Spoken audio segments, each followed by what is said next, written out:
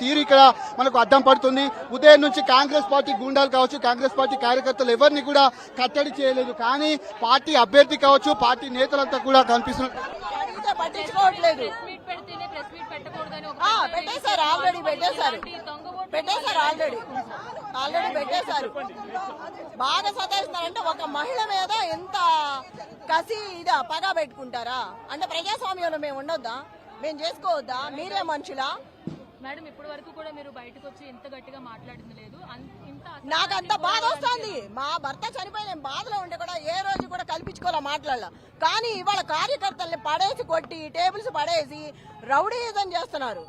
ఆ రౌడీ షీటర్లు కూడా బయట పెట్టి ఆళ్లతోనే కొట్టించి సమాధానం చెప్పమంటే ఎఫ్ఐఆర్ బుక్ చేస్తామంటున్నారు కార్యకర్తల మీద. అంత బెదిరింపులా?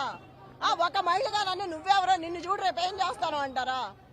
అట్లా మాట్లాడతారా? అంటే ఒక క్యాండిడేట్ ని సవేరా దగ్గర బయట రోడ్డు మీద 150 మంది కూర్చున్నారు. నవీన్ యాదవ్ మనుషులు, వాళ్ళలో నల్లగా ఎత్తుగా ఉన్నాడు ఒక అబ్బాయి. రేపు చెప్తాను ఈ సంగతి అన్నాడు. ఏం చేస్తాడు? ఏం చెప్తాడు? ముందు నుంచి అనుమానం వ్యక్తం చేస్తా ఉన్నారు. 4 గంటల నుంచి 6 గంటల వరకు రిగ్గింగ్ జరుగుతుందని కూడా అనుమానం వ్యక్తం చేస్తారు. ఎలా? ఆల్రెడీ స్టార్ట్ అయింది. చచ్చిపోయిన వాళ్ళ ఓట్లు పైన ఫేక్ అంటించి ఫోటో మీద ఫోటో అంటించి వేరే వాళ్ళని తీసుకొచ్చి ఏపిచ్చేస్తున్నారు. ఆల్రెడీ నా ఇంట్లోదే ఉంది. మా ముసలావిడ చచ్చిపోయిన ఓటు ఆల్రెడీ వేసేసారు. చనిపోయిన మనిషి ఓటు ఎట్లా వేస్తారు?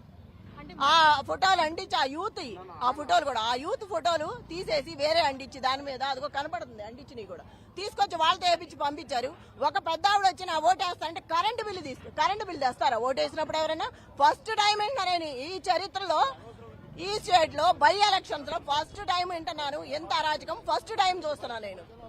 ఒక మహిళగా నన్ను ఇంత ఇబ్బంది పెట్టి ఏం చేసేది?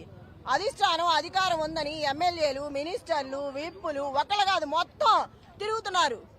అంత కసేంటి, అంత పగేంటి? అంటే ఓడిపోతానని భయంతోనా? ఒక ఓట్లు లేవని ముందు నుంచి ఎలక్షన్ కమిషన్ చెప్పింది. కానీ ఇప్పుడు ఓటర్ ఐడి కార్డులు అవన్నీ కూడా బయటపడ్డాయి. తప్పు జరిగింది, దొంగ ఓట్లు ఉన్నాయి.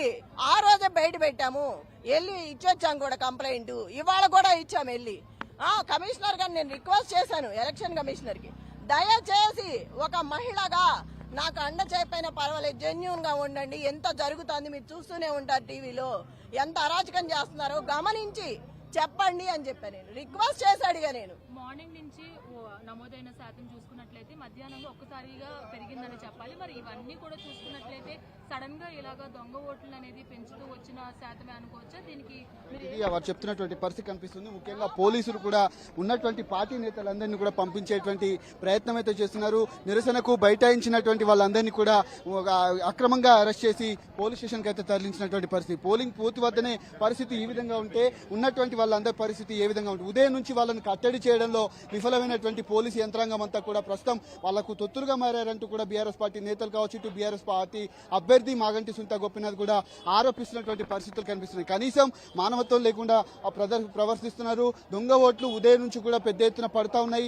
సాయంత్రం నుంచి కూడా దొంగ ఓట్లు పడతాయని కూడా చెప్పినప్పటికీ కూడా కనీసం ఆ ఓట్లను కట్టడి చేయడంలో ఎలక్షన్ కమిషన్ విఫలమైంది. ఆ ఓట్లన్నీ కూడా పెద్ద ఎత్తున బయటపడ్డాయి. కాబట్టి ప్రస్తుతం ఆ ఓట్ల శాతానికి సంబంధించి మధ్యాహ్నం నుంచి పెద్ద మొత్తంలో ఓట్లు పడుతున్నాయని కూడా ఆరోపించారు. 4 గంటల నుంచి 6 గంటల మధ్యలో ఎక్కువ హడావిడి ఉండదు. ఖచ్చితంగా వాళ్ళను పక్కనే ఉన్నటువంటి ఫంక్షన్ హాల్ నుంచి కావచ్చు, హోటల్స్ నుంచి తీసుకొని వచ్చేటి ఎల్బీ నగర్ కావచ్చు, అంతేకాకుండా ఉన్నటువంటి ఖైరతాబాద్ నుంచి పెద్ద ఎత్తున ఓటర్లను తరలించారని కూడా చెప్తున్నారు. ఎందుకంటే ఎన్నికల కోడ్ మొదలైనప్పటి నుంచి కూడా దొంగ ఓట్లు ఒకే అపార్ట్మెంట్ లో కనీసం 33 నుంచి 40 ఓట్లు ఉన్నాయని కూడా ఆరోపించారు. ఆ ఓట్ల శాతానికి సంబంధించి ఇప్పుడు కూడా అదే పరిస్థితి కొనసాగుతుంది. ఇక్కడ పోలింగ్ బూత్ వద్ద కృష్ణానగర్ లో ఉన్నటువంటి పోలింగ్ బూత్ వద్ద రోడ్డుపైనే బైఠాయించారు మాగంటి సునీత గోపీనాథ్. ప్రస్తుతం పోలీసులు కూడా రంగప్రవేశం చేయడంతో ఉన్నటువంటి వాళ్ళందరినీ కూడా పంపించేటువంటి ప్రయత్నం చేస్తా ఉన్నారు.